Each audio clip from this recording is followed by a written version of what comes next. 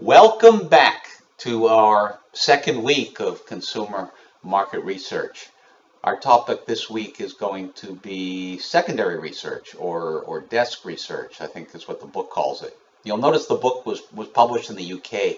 I think it's a good book, and I'll really welcome your comments in terms of what you think of it. It's very practical. These guys are like me, they're practitioners of market research. They kind of tell it like it really is. But the terminology is sometimes different.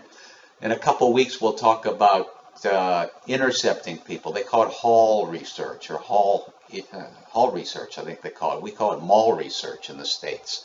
I think it probably reflects the proliferation of shopping malls we have here. But in any case, I don't think it presents an insurmountable obstacle. I really enjoyed reading your introductions last week. I think we're going to have a great class, a lot of interesting folks, a lot of interesting backgrounds. I want to encourage you to interact with each other.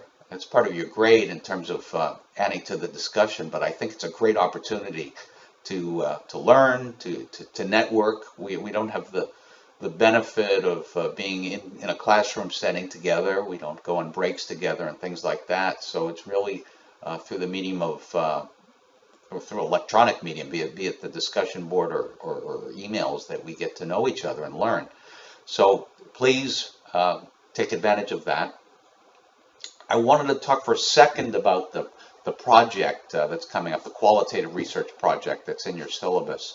We'll talk more on that later. And it'll be fun. In essence, what I'm asking you to do is to put together a discussion guide and go out and interview a few folks. And what I want from you this week, I just like a brief summary of what it is you're going to tackle. Mostly, I want to make sure that the subject is appropriate to qualitative research. Remember, qualitative research is all about getting at feelings and going more in depth than you would in a quantitative survey where it's, on a scale of 1 to 5 kind of thing. So email me. Best way to email me is david@nadllc.com. That way I'll get it probably immediately unless I'm traveling like I will be today. But you can also use mqintelligence@gmail.com. I'll be checking that. But you might do a little better. It might get me quicker at david@nadllc.com. So just tell me what you're thinking about in terms of investigating with your qualitative project. So let's talk about secondary research. In a nutshell, secondary research is used in contrast to primary research. Let's talk about what that is. Primary research is when you're investigating a particular problem, when you're going out and doing a project. When you do your focus groups, that would be an example of primary research. Secondary research is, in essence, using existing information. It is based on leveraging information that is already there. We found so many times that companies go out and do a primary research project, whether it's going out and doing focus groups or doing a quantitative survey or what have you, and they have a lot of valuable information in-house, or other folks have written about the subject. I sometimes tell clients, let's do a meta-analysis. I call it a meta-analysis. Let's find out what we already know. Why start at zero when we have so much knowledge already at our fingertips? For convenience purposes, I'd like to divide secondary research into two parts. The first is internal, that which is internal to your company, and the second would be external. We'll talk about each. Internal might be anything from sales data to if you have a customer database, looking at trends, anything that you have within the multiple walls of your company. And then external data is looking at what other people have published, what research consolidators have put together. Sometimes you can get stuff pretty inexpensively. Trade reports. I'll talk about each one individually. But it's a lot of it is using Google, and if you're adept at Google, um, lots of different windows will open up for you. I'm always blown away at the kind of stuff that I can find on the internet. So let's talk about Google. Um, the trick to Google is to enter the right search criteria. You can limit your search. I think the book talks about you might want to look for Excel files, files ending with XLS. If you're looking at data, you might want to look at PDF files. If you're looking more for an analysis, you might consider looking at Google Scholar and see what that turns up. One thing I wanted to talk about is Wikipedia. The book is kind of big on Wikipedia. I use Wikipedia. I like Wikipedia, but it definitely has its limits. First of all, some of you are, pursuing a career in academia. Wikipedia is not considered an acceptable source. But it's great for steering you in the right direction and helping you develop kind of an intellectual framework of what it is you're doing. But be careful with Wikipedia because you can get into trouble.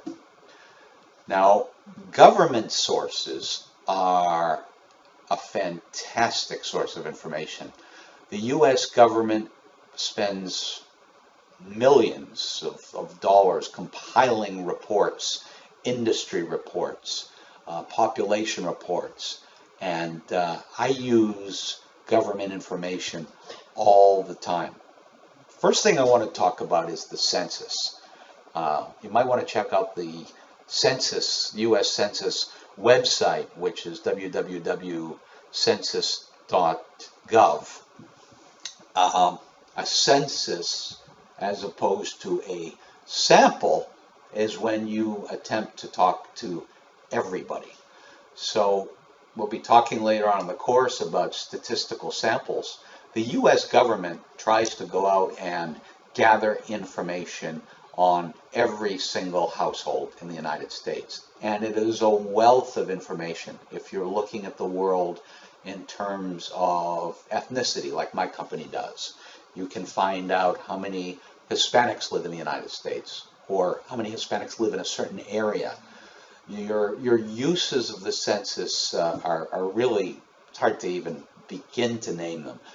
Looking at markets that are expanding. For instance, looking at the Hispanic market in the U.S., like my company does, there's been amazing growth in the southeastern parts of the United States, states where there was always traditionally African Americans and whites. Suddenly you see this explosion of Hispanic households. People always ask me, does the census count on unauthorized people? And the answer is they sure try to. They spend a lot of money advertising to folks who may not be from the United States to convince them that it's not immigration, where the government is not trying to get you. They're just trying to find out how many people live in the United States and get some statistical data on them. It's actually mandated. The census is mandated by the U.S. Constitution. And beyond the census, there's a plethora of sources. The current population survey, CPS, www.cps.gov, has a very easy query tool called Gopher. And if I can do it, anybody can do it. It's wonderful for getting at all kinds of population information. And that information is very, very useful to you as a market researcher when you're looking at your growth opportunities, when you're looking maybe in what region to focus your marketing efforts. It's also helpful if you're developing a sampling plan. I don't want to talk too much about that now and steal the thunder from the lectures that are going to be coming up, but if you wanted to weight your statistical sample to reflect the population of the United States, you're going to get all that information from the government, from the census and whatnot. The American Community Survey is the government's attempt to stay current, since the census is only once every 10 years, the American Community Survey is ongoing. It's a survey of households, but it's much more recent than the census data, particularly when you're getting towards the next census, when the data that the census has might be 9 years old or so. Another source which I really like is the GSS, or the General Social Survey.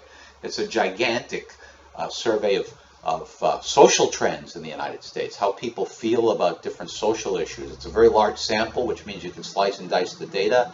It's completely accessible to you on the internet, and it's another source of information.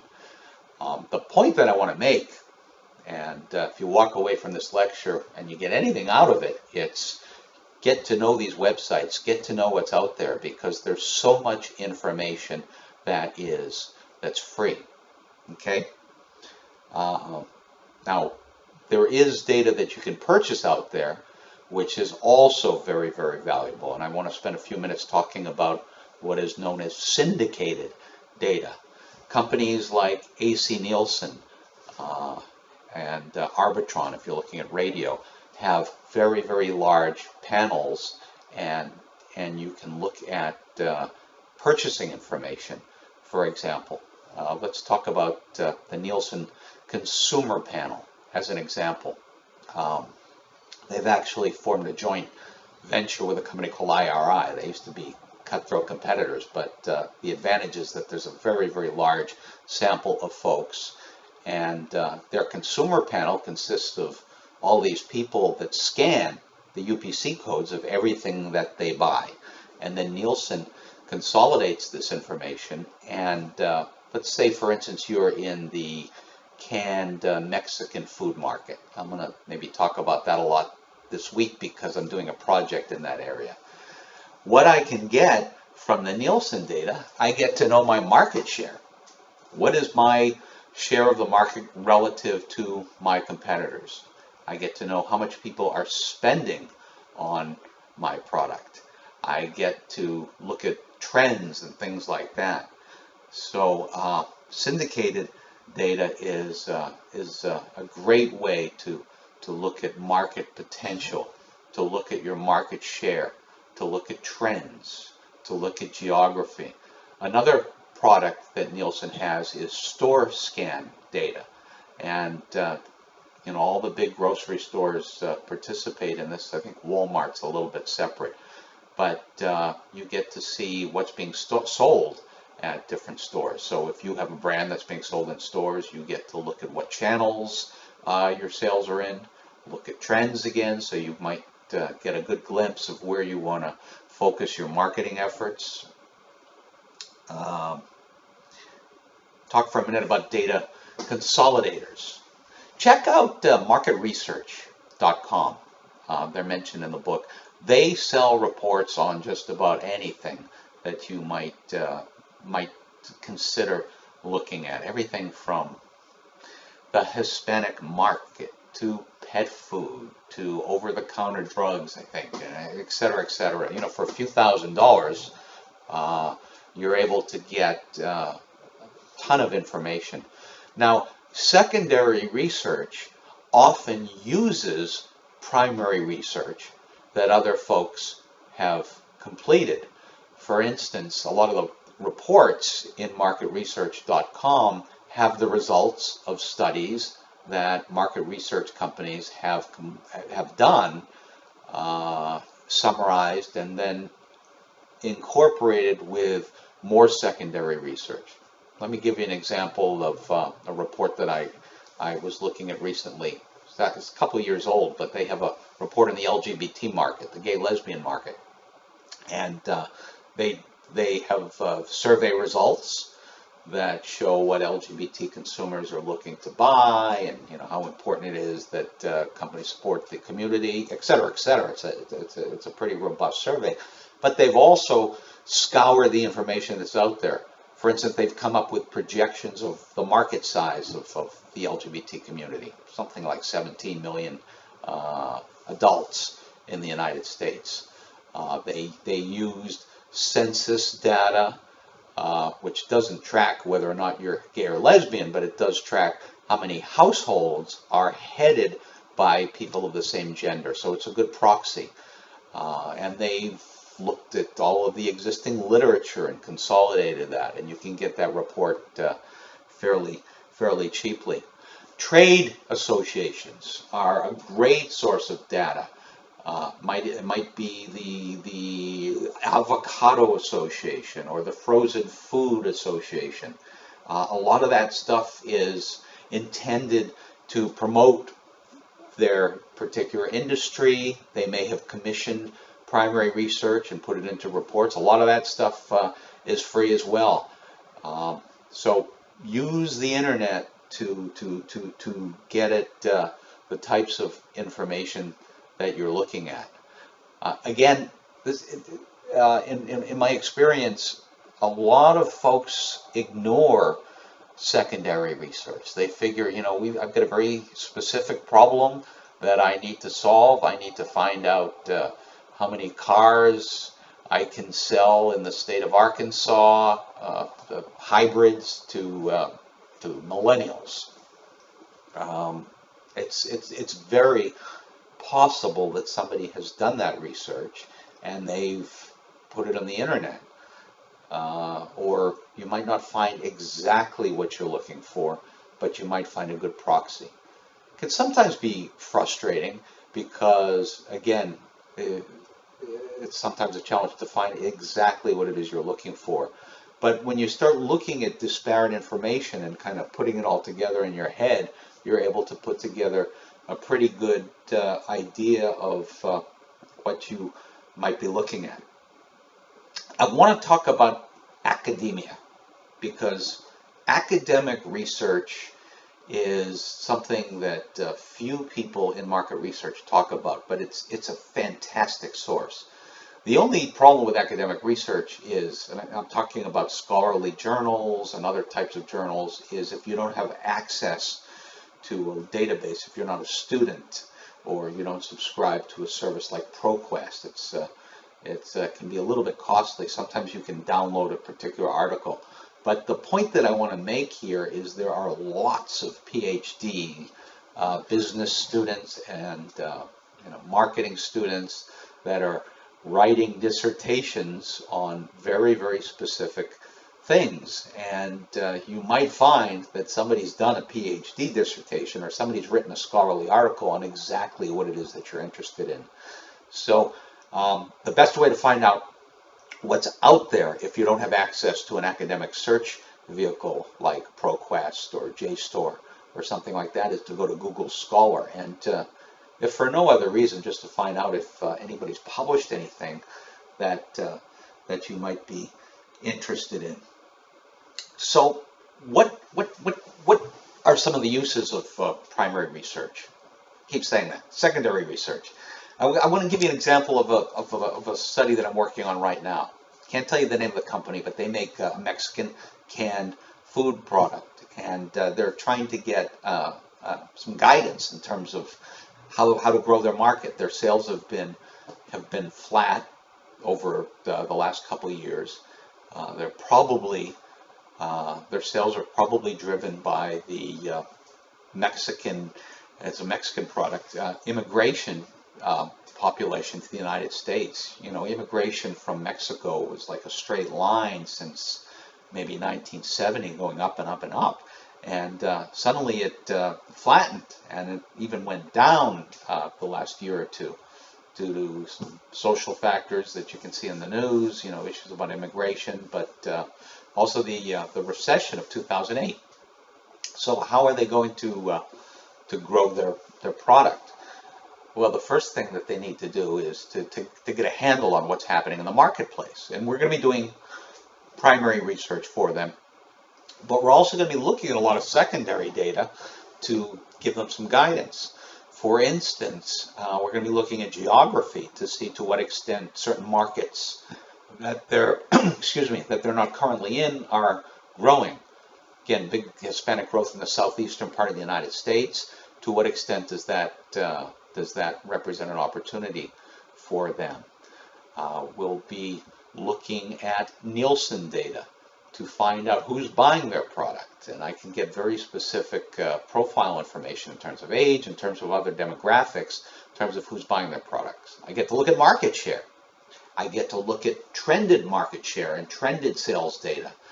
One of the things that they don't know how big the market is for their particular product. So there are different sources that I call it triangulate, bring together different sources to develop some assumptions. Some of their product is imported from Mexico. So I can look at export data from the Mexican government in terms of the particular product that they're involved in. Again, the point is that there are lots of different sources that are out there for getting at information without necessarily doing primary research. Let's talk about store visits and interviews, which the book presents as secondary research, and I think depending on maybe how many interviews you do, it could be primary, it could be secondary.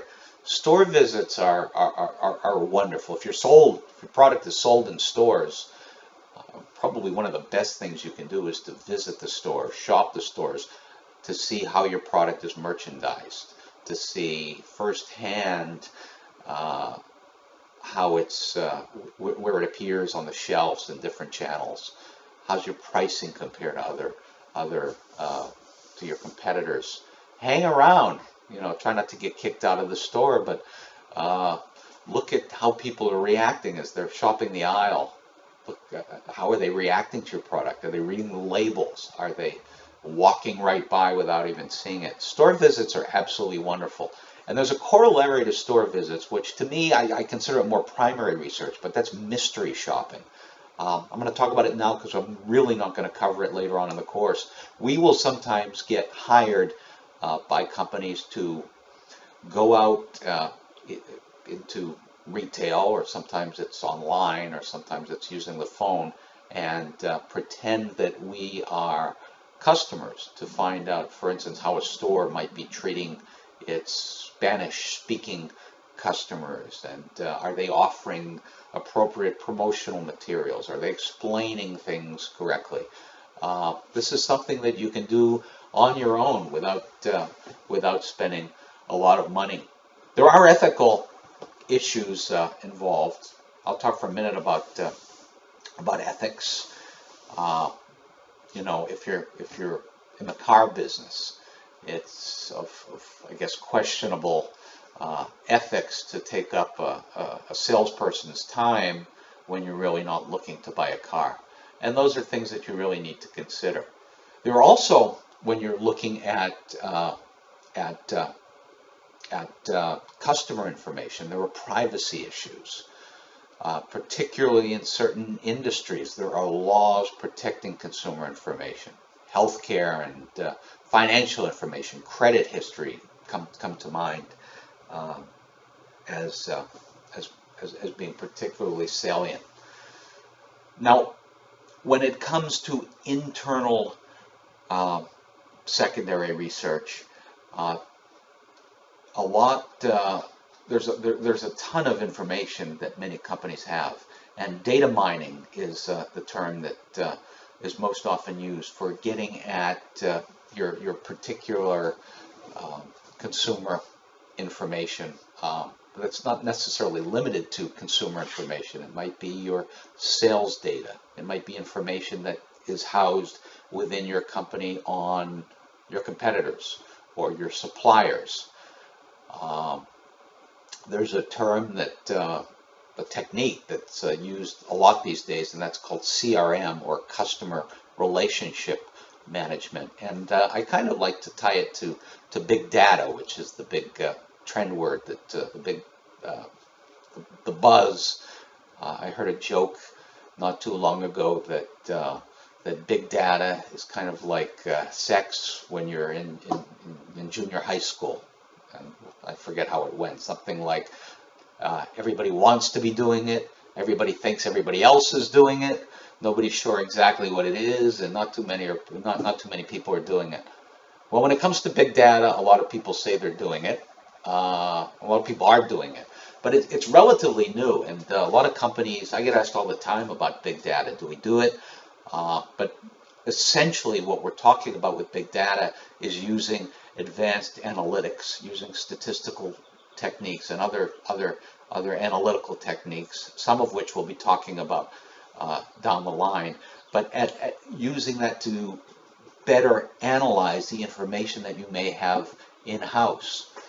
For instance, customer relation management is a way to analyze your existing customer base using some analytical techniques. For instance, you might want to analyze the characteristics of your loyal customers versus your lapsed customers. Are there any patterns there? Maybe you're losing more customers in a certain geographic area, or maybe you're losing more customers at a specific chain.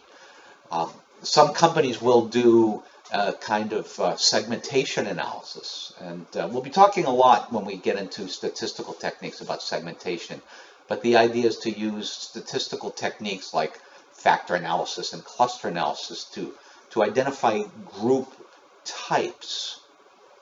And I used to work for Levi's. I always think back to my Levi example. We had done a segmentation study of the jeans market, and there are different types of people. There was one segment. I mean, this is back in the day, but we call them urban or something like that, urban males, and they were all into hip hop, and back in the day, we were wearing very, very loose, baggy clothes, and a lot of their identity was tied up in urban culture and hip hop culture. We had another segment called cultural creatives. These were people that might be just as likely to go to a thrift store to get something and then accessorize it with something they got at Neiman Marcus. They tend to spend weekends going to cultural events. They're driven by different things than, let's say, urban folks. We had a regular guy segment, basically guys who wore Levi's, for whom looking appropriate is important, but they don't spend a lot of money on clothing. They feel pretty strongly that clothing doesn't reflect who you are as a person. Your personality, your soul, or whatever is reflection of who you are, not what you buy. Whereas a modernist, another segment, is a segment where they feel that what you wear and the way you dress very much reflects who you are as a person. We knew all that from doing primary research, but you can get a lot of information from looking at your internal database in terms of developing customer profiles and putting them into different groups, and then maybe developing a marketing strategy and it was specifically tailored to one of these different segments. The big thing that a lot of people are talking about now, and I don't know a whole lot about it, I'll be honest, is social media research. And there are a lot of companies using data that's on Facebook and other social media sites to identify trends, to look at how customers or non-customers are talking about their brand. There are analytical techniques. There are companies that specialize in this that can help you get a better analytical point of view regarding how your brand or your competitors or your industry is being regarded in terms of social media. I want to give you a couple more examples of areas where I've used secondary research most effectively. The soft drink study, I think, please look at that. You don't have to read the whole thing, but you'll see an example where nothing but secondary research was used to answer a lot of questions that my particular client had. He was looking at things like obesity and attitudes about health and food and things like that. And we knew a lot of that from primary research, but there was a lot published on that, and we were able to draw on that and source it appropriately. And like I said, in the end, the client never did the research. Another project I worked on for a Mexican beverage company. They wanted to understand things like market share, and they weren't buying Nielsen data, but we were able to get some good secondary information. They're a Mexican soft drink company. They considered other Mexican soft drink companies exporting to the United States to be their competitors. We were able to get export data. The client provided me with with that data, but it was something they had gotten from Mexican sources, and we were able to come up with a proxy of their market share based on imports into the United States. Well, they knew what they sold, and based on that, they were able to look at their share of the market. They were able to trend it and whatnot. And then I mentioned the study that we're working on now, where we're gathering information from syndicated sources. We're using Nielsen data, and we're using the company's sales data and some published information about Mexican foods to put together a complete market analysis for those folks. So again, secondary research is very, very valuable, and can save you a lot of money, can save you a lot of work, and again, academic research is good, even if you can't find somebody that answered the particular question that you were looking at. You can still learn a lot in terms of the literature reviews that are a staple of journal articles, where you can see a summary of what other people have done. You may get insight into a particular way of looking at the problem, or a new statistical technique that you hadn't thought of. So I'm a big fan of secondary research. And next week we're going to be talking about primary research. We're going to start off talking about focus groups. So again, send me an email and get me your ideas for doing the qualitative project. And I hope you all have a fantastic week. Thanks.